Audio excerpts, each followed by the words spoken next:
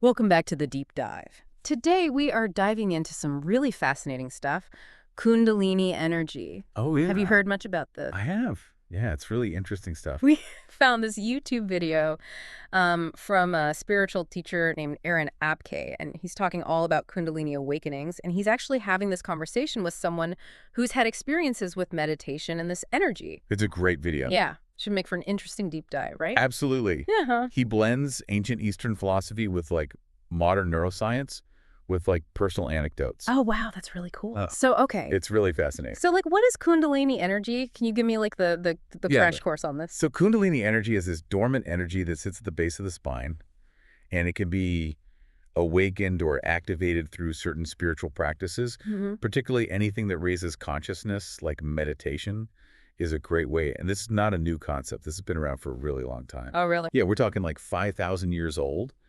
Some of the depictions of Shiva in ancient wall paintings show this Kundalini energy. Even the Yoga Sutras, which are like 3,000 years old, talk about Wow, so this Kundalini energy. it's got some serious history. Yeah.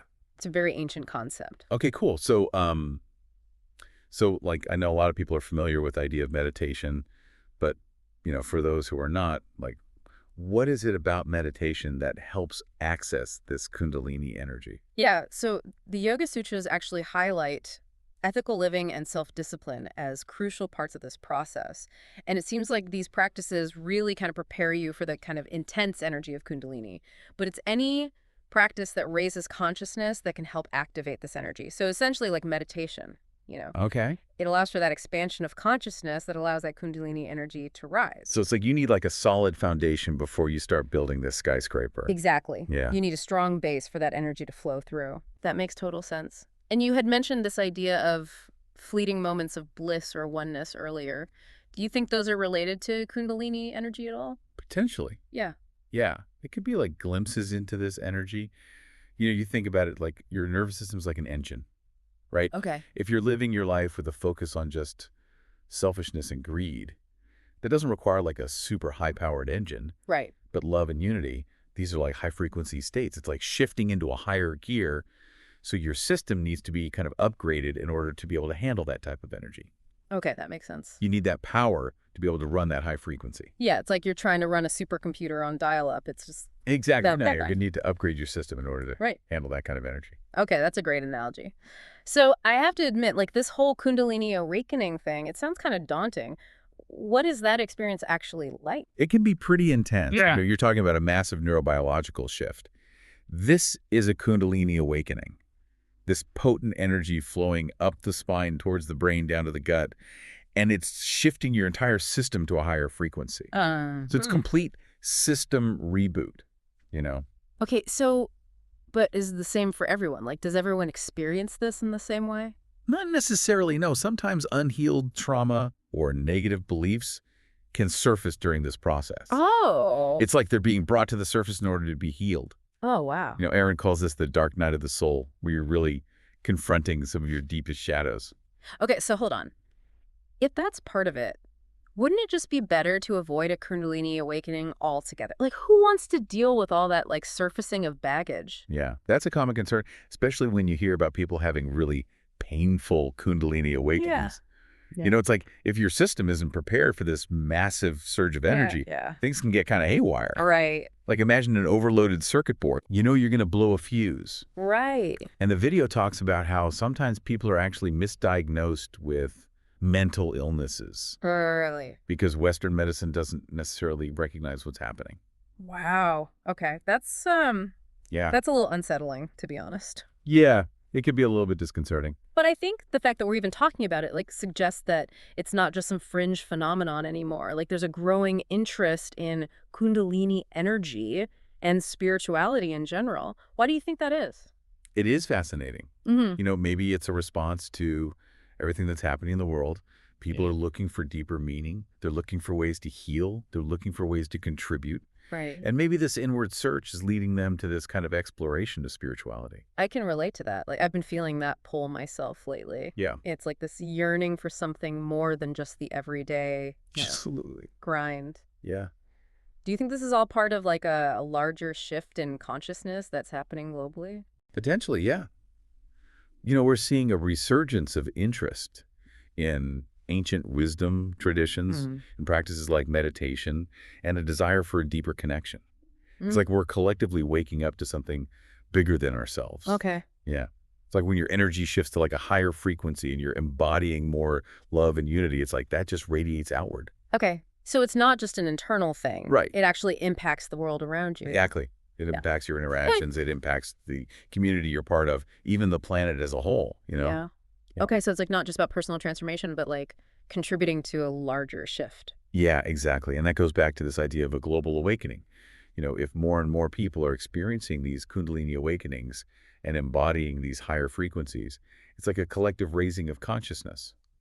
So it's like each individual awakening is adding to this like wave of positive change. Yeah, precisely.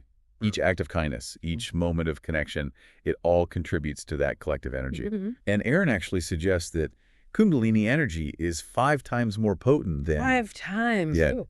than what he calls third density energy. Okay, hold on. I'm not familiar with that term. What is third density energy? So third density energy is a way of describing the level of consciousness that humanity has been operating at for centuries.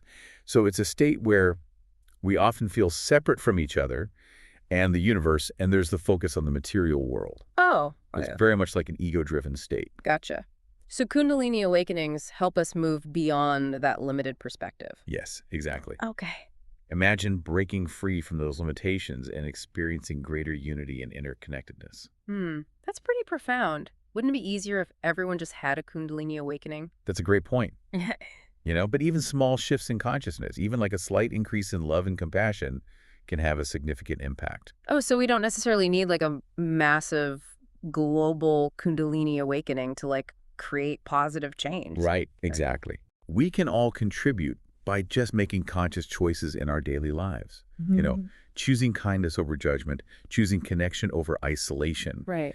These small acts multiplied across millions of people can really shift that collective energy. Okay. I like that that's empowering. It means that even if I'm not, meditating for hours a day or having these profound spiritual experiences, I can still contribute to a positive shift. Absolutely. Even simple acts of service, offering a helping hand, choosing compassion in the face of anger. Yeah.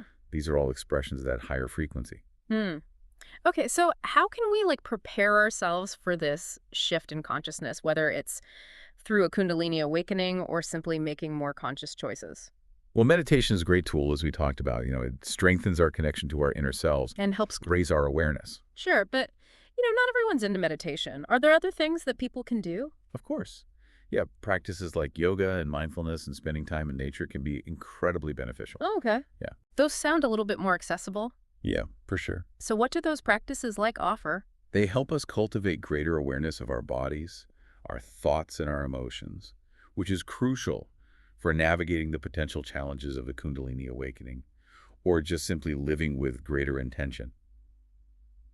So it's like we're building a stronger foundation for ourselves so we can kind of handle this influx of energy and make more conscious choices. Exactly. Okay. But it's not about forcing anything. It's about creating the right conditions for this energy to flow naturally and surrendering to the process. What I'm taking away from this is that it's about setting the intention, putting in the work, and then just trusting the journey, Yes, exactly. It's a lifelong journey of growth and evolution. It's not a destination. It's a continuous unfolding of our potential. That's a beautiful way to look at it. Thank you. But if this shift in consciousness is really happening, why don't we see more evidence of it in the world? There's still so much conflict and division. It can feel discouraging at times. It's true. The world can feel like a pretty chaotic place sometimes. But remember, this shift is gradual. Okay. Just like a seed takes time to sprout and grow, so too does a global shift in consciousness. Okay. So how do we nurture that seed? How do we create the conditions for positive change to like take root and flourish? That's a great question, and that's one that we're going to delve into in our final segment. For now, let's just take a moment to reflect, what small step can you take today to connect with that power within yourself? It can be tough to see all this like conflict and suffering in the world and still believe in this shift in consciousness. Yeah, it's easy to get discouraged, Yeah. when we see all the negativity around us. Yeah. But it's important to remember that this shift, it isn't about achieving some like perfect utopia where Right. suddenly everyone's enlightened and all the world's problems just vanish. Right. It's more about a gradual evolution of consciousness, both What? individually and collectively. Okay, so it's about progress, not perfection. But how do we make that progress? What can we actually do to nurture this shift and create a better world? One really crucial step is addressing the lack of understanding around these kinds of experiences. Okay. Aaron brings up a good point in the video. Yeah. He talks about how people experiencing Kundalini awakenings sometimes get misdiagnosed with mental illnesses because their symptoms just aren't recognized by traditional Western medicine. Wow. Yeah, that's kind of disturbing. But it highlights the need for more awareness and education, right? Right. We're not going to be able to navigate this shift effectively if we don't recognize and support these experiences. Exactly. We need a more holistic approach, Yeah. one that takes into account the spiritual and energetic dimensions of human experience, Right. not just the physical and the psychological. So it's not about choosing one over the other, but finding a way to bring them together. Exactly. It's about bridging that gap Okay. between ancient wisdom and modern science. What would that look like? Well, imagine combining the insights of Eastern traditions, Yeah. Okay. which have been exploring Kundalini energy for centuries, Right. with the rigorous methodologies of Western science. Yeah. We could study these awakenings, Okay. understand their neurological and physiological effects, develop new approaches to healing and personal growth that integrate both perspectives. That's really cool. What kind of world could we create if we really embraced this shift? It's an exciting thing to think about. Imagine a world where people prioritize cooperation over competition, Yeah. where compassion and empathy are the guiding principles of our social structures. That sounds pretty ideal. Right. Imagine a world where we recognize our interconnectedness with all beings and we live in harmony with nature. Yeah, it's a beautiful vision, but it's not just about imagining it, right? We got to take action. Exactly. Each of us has a role to play in this transformation. Okay. We can start by cultivating greater awareness in our own lives, Okay.